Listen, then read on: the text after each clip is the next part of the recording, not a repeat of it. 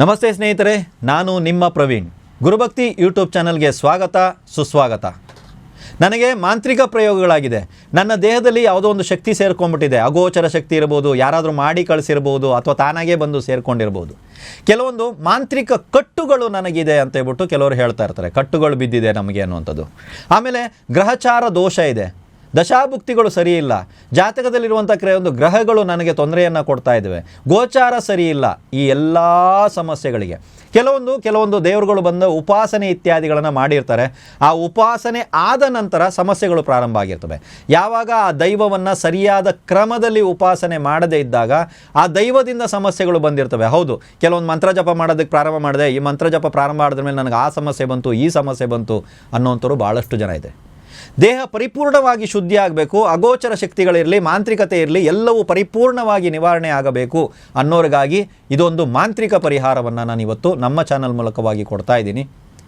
ಅಮಾವಾಸ್ಯೆಯ ದಿನ ಬೆಳಗಿನ ಜಾವ, ಅಮಾವಾಸ್ಯೆ ನಡೀತಾ ಇರಬೇಕು, ಬೆಳಗಿನ ಜಾವ ಇರಬೇಕು.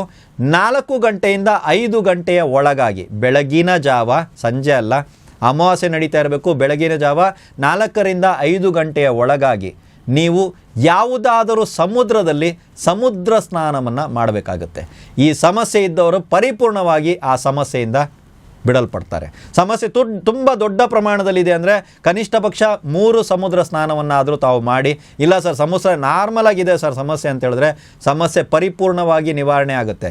ಅಗೋಚರ ಶಕ್ತಿಯಿಂದ ಸಮಸ್ಯೆ ಆಗ್ತಾ ಇರೋದು, ಭೂತ ಪ್ರೇತ ಪಿಶಾಚಿ ಜಿನ್ನು ಏನೇ ಇರಲಿ, ಕಟ್ಟು ಬಿದ್ದಿದೆ ಸರ್, ಯಾರೋ ಕಟ್ಟಾಕೋರೆ, ನನ್ನ ಕೆಲಸಗಳಾಗಬಾರ್ದು, ನನಗೆ ಈ ಕೆಲಸ ಆಗಬಾರ್ದು, ಆ ಕೆಲಸ ಆಗಬಾರ್ದು, ಯಾರೋ ಮಾಟ ಮಾಡಿಸ್ತಾರೆ, ಪ್ರತಿ ತಿಂಗಳು ಮಾಟ ಮಾಡಿಸ್ತಾ ಇದ್ದಾರೆ ಸರ್, ಎಲ್ಲಿಗೆ ಹೋಗಿ ದುಡ್ಡು ಸುರಿಲಿ.